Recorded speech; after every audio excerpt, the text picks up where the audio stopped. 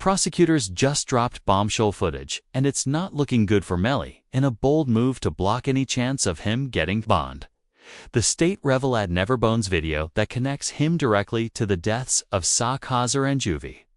What does it show? Melly leaving studio first before Sakchaser Juvy, even before Portland. He's seen heading straight to the Jeep and sliding into the back left seat like hell ready. Knew what was coming, you able to see? Yes, the court records spell it out clearly. The trajectory of the bullets from left to right inside the car supports the claim that the shots came from the back left seat, where Melly was sitting. Even Juvy's mother confirmed his position. Theory: say your name, your full name, and are you related to one of this? Yes, I am. How's that from his mother? And who is that? Christopher Thomas Phillips. Did you see who entered Dento? The occupants who entered into that gray Jeep. Yes. Do you recognize where your son entered that gray Jeep? Yes. Which seat? If you can identify. Fourth jury. He got in the back seat on right hand side. Did you recognize the individual that got into the back seat on the left side, the rear driver side? Yes. And who was that individual? Julia Watt. No one saw coming. The prosecutor's trap was already in motion. And according to news outlets, a no communication order has been filed in the Melly trial, completely separating Melly and Portland. No conversations, no legal discussions, total silence. The strategy: total isolation. Prosecutors fear that if Melly and Portland talk, they'll craft a story, and that's exactly what the state wants to avoid. You hear, and you can try them together.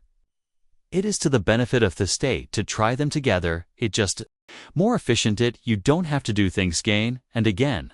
Do it all at once, and also you get a better chance of having them incriminate each other during the trial. It benefits the defense to sever it. That way they can point the finger at each other and get away with it. So this is what's going on. But I don't think it's be automatically severed, because a state is seeking penalty for Melly Beckus. It's only the penalty phase off trial that would be different, not guilt phase. The guilt phase is threesome. They're both capital crimes. You're seeking the penalty on one, not the other, but that goes into the second part off trial. The penalty phase only if Melly is found guilty because of treating them as a pair gives the statuses to a key weapon, Portland's late-night interrogation. And in that footage, Aya's dodging questions, slipping up like Kia, man, desperate to bury the truth. Hey, tell me what happened, man. I was playing music, Giating up lazy. I was already getting sleepy, almost home, you know what I'm saying, and like just out of nowhere, like I stirred, you know what I'm saying, soned. I ducked down, you know what I'm saying, in the car, and I almost crashed the car. Let me back you up a few minutes. Where were you coming from? I was coming from the studio, from Fort Lauderdale studio. Which way did Yatakai took? I-75 95 to 275. Then Yatakai 75 south. It's clear to the officers Portland's story isn't adding up, Tony, I think, but Portland tries to stay confident in the interrogation. Her arrest's hard part, where we're having a hard time to understand, is that we shut down the entire area. And we had officers hold her shoulder, walk it out. They didn't find as much as one shell casing. They didn't find one piece of glass, nothing to what you said adds up, and it's hard, bro, that. I'm telling you, bro, that's a classic. I mean, for whatever reason, your two friends, are these your good friends? Yeah, that's what I'm saying. These are my these. Are your two, your, I'm assuming, close friends, Yond? And you're doing them an in-service be? Not telling us the truth. I'm telling you the truth, son. I don't like how waddy you want. How do you make shell casings disappear too? I don't know. How can I tell you about a shell case? But the interrogation only got worse. Mortang gets angry because the officers refusedo believe his story. I told y'all thestory, and that's it, bro. I didn't even talk about it no more. Like a coos. I told y'all like, I don't know, like no. I don't know, okay, just so you know. Alright, cuz you're saying, well, I don't want to talk no more. there's going to be a lot more questions.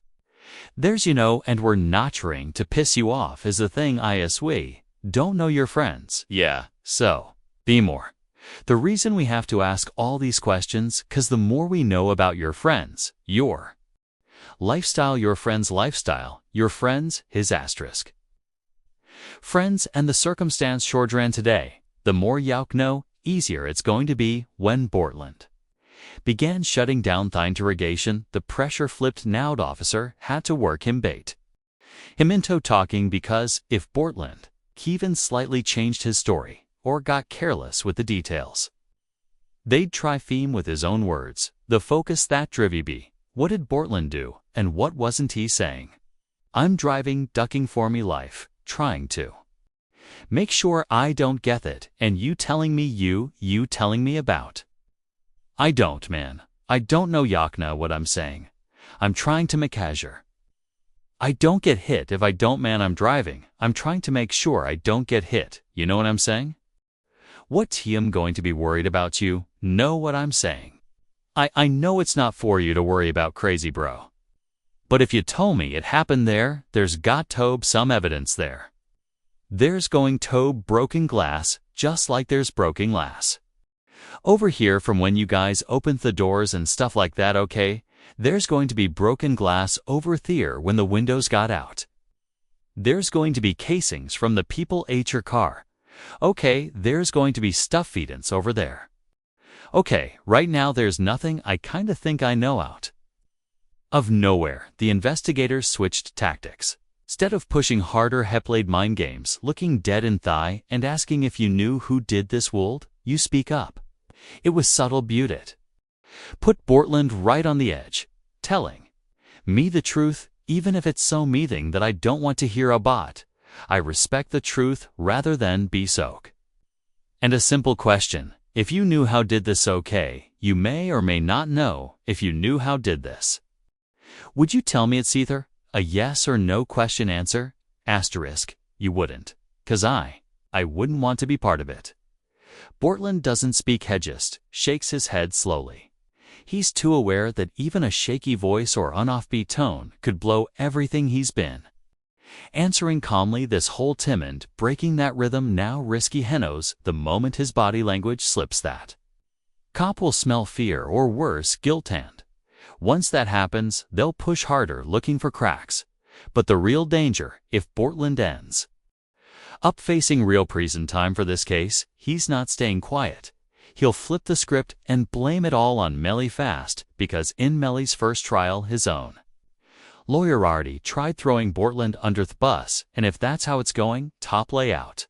Portland's not taking the fall alone. Those were his lies. Cortland Henry shows up at Memorial Hospital Muir, and you don't see him sit in there.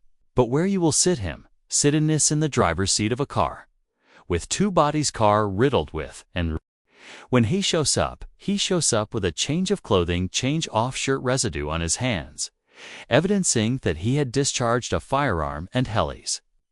He lies about where the incident occurred.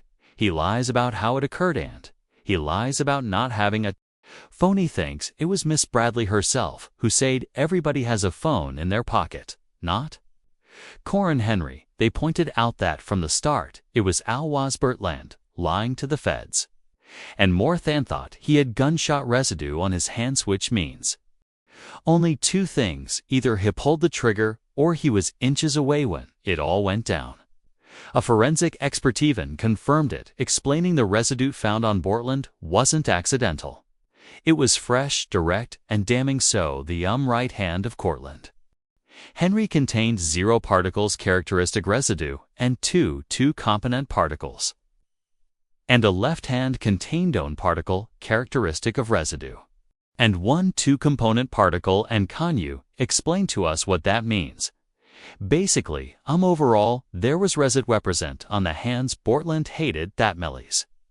Portland couldn't stand the fact that Melly's own team threw him under the bus. So when Melly's case ended in a mistrial, Portland fired off at wheat mind games don't work on people like me, with a handshake emoji like he was signaling a quiet agreement or a warning. But Melly's problems didn't stop there. Another storm just hit. High ex-girlfriend who vanished during the original trial, where she was supposed to testify, has suddenly reappeared in the country, and now the feds of her Hamilton is spending her first day at Broward County Jail. She has no arrest record until now. U.S. Border Patrol agents arrested her at Miami International Airport Monday after she arrived on an international flight. Court records show Hamilton was ordered to testify in Damon's first trial. Maria Surley came with strings attached. She's now expected to testify at Melly's Supaming trial. And according to Whisper See Me inside the case, she and Melly were on a call the very night the murder happened.